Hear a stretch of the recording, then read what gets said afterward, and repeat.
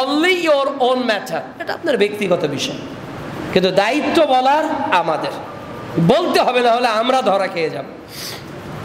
এরপর মুমিনদের 7টা বৈশিষ্ট্যের কথা আল্লাহ তাআলা সূরা মুমিনুনে বলেছেন, অধ্যায় 23 আয়াত 1 থেকে 9 পর্যন্ত আল্লাহ তাআলা 7টা বৈশিষ্ট্যের কথা বলেছেন। এর মধ্যে 1 নম্বর বৈশিষ্ট্য হলো যারা সালাত আদায় করেছে, যেটার আলোচনা করেছি। 2 নম্বর যারা অনার্থক কাজ পরিত্যাগ করে, যে কাজে কোনো কল্যাণ নেই। আপনি এমনিতেই বসে চায়ের আড্ডায় পিটাচ্ছেন, এমনিতেই বসে এক নেতা আর এক নেতার গল্প করতেছেন, এটা অনার্থক। এমনিতেই বসে ক্রিকেট খেলার আলাপ করতেছেন, এটা অনার্থক। এমনিতেই বসে যে কথায় দুনিয়ার উপকার নেই, আখিরাতের উপকার নেই, এটা হলো অনার্থক কথা। রাসূলুল্লাহ সাল্লাল্লাহু আলাইহি ওয়াসাল্লাম বলছেন যে ব্যক্তি আল্লাহ এবং পরকালকে বিশ্বাস করে, মান ইউমিনুনা বিল্লাহি ওয়াল ইয়াউমিল আখির ফালইয়াকুল খায়র, সে যেন কথা বললেই ভালো কথা বলে।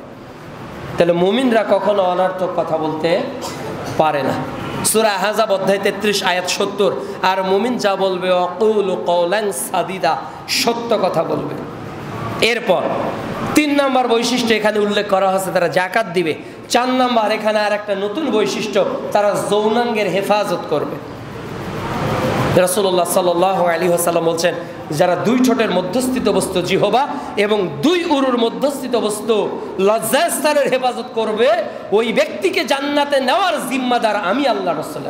সুবহানাল্লাহ। আজকে মানুষ সবচেয়ে অপরাধ করতেছে এই জিহবাগুলো দিয়ে। পাপ, মিথ্যা কোন দিয়ে? জিহবা। গীবত, জিহবা সুগল করে গীবত, একে অন্যের হিংসা সবই এই মুখ দিয়ে করতেছে। এই জন্য নিজের জিহবাকে সংযত রাখা সবচেয়ে কঠিন। এজন্য রাসূল সাল্লাল্লাহু আলাইহি ওয়াসাল্লাম বললেন যে চুপ থাকলো সে মুক্তি পেল, যে চুপ থাকলো সে মুক্তি পেল। আপনি যত বলবেন তত মিথ্যা কথা বলবেন, তত বানিয়ে কথা বলবেন, অসত্য কথা বলবেন। এই জন্য যা বলবেন হিসাব করে বলবেন।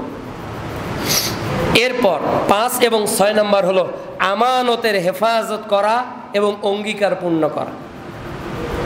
আল্লাহ তাআলার যত কিছু আপনাকে দিয়েছেন, এটা কার আমানত? আল্লাহ তাআলা। ফাবিআইয়ি আলাই রাব্বিকুমা তুকাদ্দিবান। If you don't please your own assist, count the things you have that money cannot buy. আপনার যতগুলো অর্গান, যতগুলো প্রপার্টি, সব কিছু কিন্তু আল্লাহর দেওয়া নেয়ামত। অসন্তুষ্ট যদি হন, count the things you have that money cannot buy. গণনা করেন যেটা টাকা দিয়ে কিনতে পাবেন। চোখটা আল্লাহর দেওয়া আমানত, জবানটা আল্লাহর দেওয়া আমানত, শ্রবণটা আল্লাহর দেওয়া আমানত, এরপর ধরাটা আল্লাহর দেওয়া আমানত, চলাটা আল্লাহর দেওয়া আমানত। এই যে ভিতরে যে প্রক্রিয়াগুলো আছে, এগুলো আল্লাহর দেওয়া আমানত। এই আমানতের ব্যবহার করতে হবে। যে ওয়াদা করেছিলাম, অঙ্গীকার পূর্ণ করতে হবে। সূরা বনী ইসরাঈলের 34 নম্বর আয়াতে আল্লাহ তাআলা বলছে, ওয়া আউফু বিল আহদি ইন্নাল আহদা কানা মাসউলা, তোমরা তোমাদের অঙ্গীকার পূর্ণ করো, বিচারের মাঠে অঙ্গীকার সম্পর্কে জিজ্ঞাসা করা হবে।